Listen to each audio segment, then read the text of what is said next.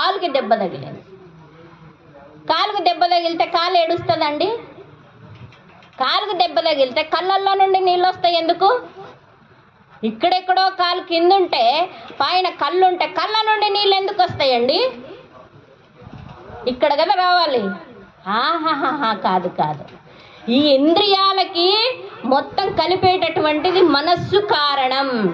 మనస్సు ముఖ్యం. మనస్సు బాధపడుతుంది కాబట్టి మనస్సుకి ఉండేటటువంటి ఒడిదొడుకుల వల్ల ఏమవుతుంది అని అంటే కళ్ళ ద్వారా నీళ్ళు వస్తుంది. నీకు ఎక్కడ బాధ కలిగినప్పటికీ కూడా శరీరంలో కళ్ళ ద్వారే నీళ్ళు వస్తాయి. అవునా? నోటి ద్వారా నాకు చాలా బాధగా ఉందండి అని అంటాం.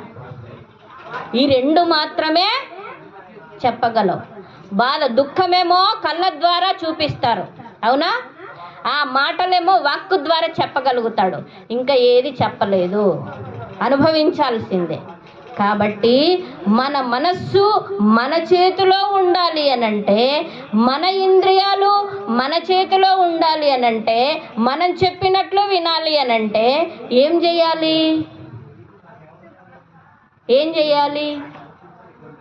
ఇందాక స్వామివారు చెప్పారు కదా, గురవే సర్వలోకానాం భిషజే భవరోగిణాం నిధయే సర్వ విద్యానాం దక్షిణామూర్తయే నమః.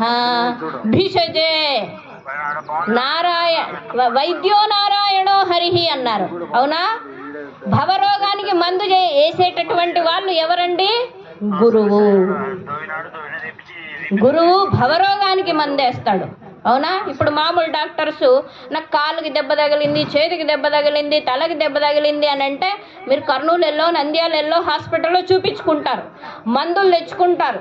శరీరానికి ఏదో ఆ దుఃఖాన్ని తగ్గించడానికి, ఆ బాధను తగ్గించడానికి తాత్కాలికంగా మాత్రలు వేసుకుంటారు. అవునా? వేసుకున్నప్పటికీ కూడా కొన్ని రోజులకు ఎప్పటికో తగ్గుతుంది. కానీ భవరోగం అనేటటువంటిది జన్మ జన్మల నుండి వస్తుంది. ఇప్పటిది కాదు, జన్మ జన్మల నుండి వస్తుంది. భిషజే అన్నారు. భిషక్ అంటే డాక్టర్, వైద్యుడు. వైద్యుడు ఎవరై ఉన్నారు? గురవే సర్వలోకానాం, సర్వలోకాలకి అధిపతి గురువు. అందుకనే భృగు మహర్షి కంట మహావిష్ణువు కూడా భయపడేవాడంట. అవునా? ఏంటి? దేవతలందరూ భృగు మహర్షికి భయపడేవారంట. ఎందుకు?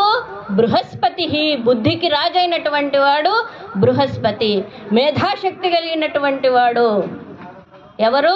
బృహస్పతి. కాబట్టి ఇక్కడ మహావిష్ణువు అంటే దేవతలందరూ కూడా గురువుకి ప్రణమిల్లుతారు.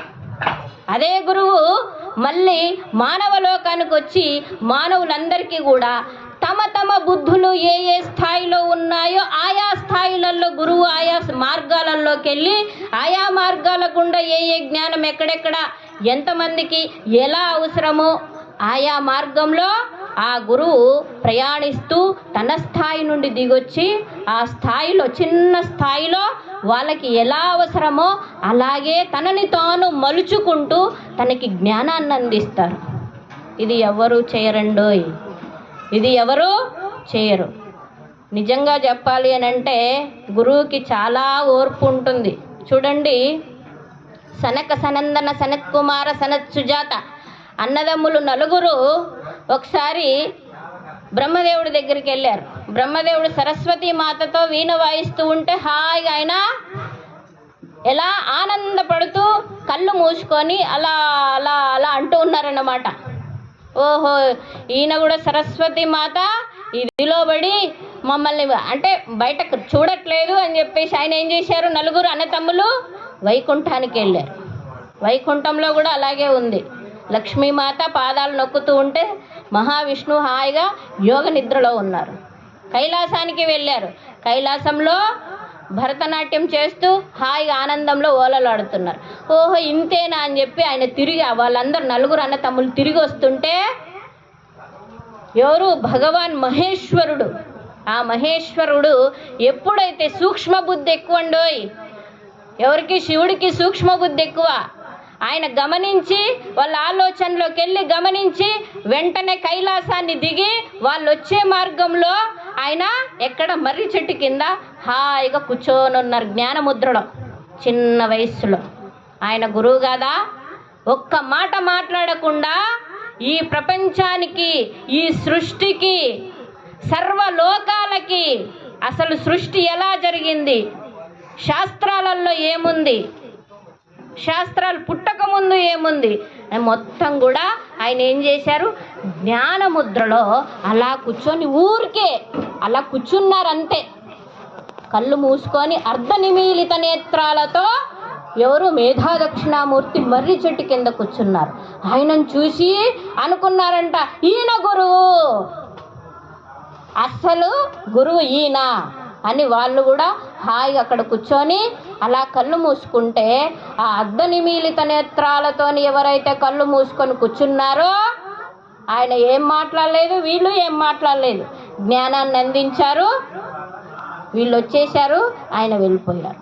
ఇది అనండి భిషక్ అంటే అనంతమైనటువంటి జ్ఞానం ఎవరు అందిస్తారు, గురుస్వరూపంలోనే వచ్చారు. చూడండి అక్కడ కూడా దక్షిణామూర్తి అని మనం ఎక్కడైతే శివుణ్ణి అనుకున్నామో ఆయన కూడా గురు రూపంలోనే వచ్చారు. గురు రూపంలో వస్తేనే భక్తులు మాట వింటారు అని గురు రూపంలో వచ్చి అనంతమైనటువంటి జ్ఞానాన్ని అందించారు. శంఖంలో పోస్తేనే తీర్థం అన్నట్లుగా కుట్టేవాడు కుడితేనే చెవి నొప్పి రాదంట, అందరు కుడితే చెవి నొప్పి వస్తుంది, అవునా? కాబట్టి జ్ఞానం అనేటటువంటిది ఎలాంటి వాళ్ళు బోధిస్తే వాళ్ళకి లోపలికి హృదయ కుహరంలోకి వెళ్ళుతుందో వాళ్ళు మాత్రమే బోధించాలి, వాళ్ళు మాత్రమే గురువులు, వాళ్ళు మాత్రమే మన రోగాల్ని తగ్గించడానికి వాళ్ళ దగ్గర శక్తి ఉంటుంది. కాబట్టి వాళ్ళ దగ్గర మందు తెలుసు, వాళ్ళకి మందు తెలుసు, ఎక్కడ ఏ రోగానికి మందు వేయాలో ఆ రోగానికి మందేస్తారు. కాబట్టే వాళ్ళు గురువులు అయ్యారు. ఎప్పుడైతే గురు రక్షణలో ఉంటామో మనకి అంత సర్వ జగద్రక్ష. గురు రక్షణలో ఉన్నటువంటి వాళ్ళు ఎవరైనా సరే వాళ్ళకి అన్ని రక్షలు వాళ్ళ దగ్గరే ఉంటాయి. కాబట్టి అలాంటి గురువు యొక్క ఆరాధన ఈరోజు మనము పూర్ణానంద మాతాజీ 14వ ఆరాధన జరుపుకున్నాము.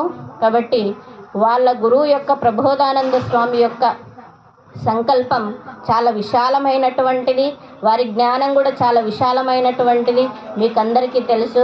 అలాంటి విశాలమైనటువంటి హృదయం జ్ఞానం ఎక్కడైతే ఉందో వాళ్ళందరూ కూడా మహాత్ములే, ఆ దారిలో నడిచినటువంటి వాళ్ళందరూ కూడా గురువులే. కాబట్టి అలాంటి ప్రబోధానంద స్వామి వారి అనుగ్రహం, పూర్ణానంద మాతాజీ అమ్మ అనుగ్రహం, మరి ఇక్కడ ఉండేటటువంటి మహాత్ముల యొక్క అనుగ్రహం మన పైన ఎల్లవేళలా ఉంటూ వాళ్ళ రక్షణ మనకు కావాలని కోరుకుంటూ ఓం శాంతి శాంతి శాంతి. హరి ఓం.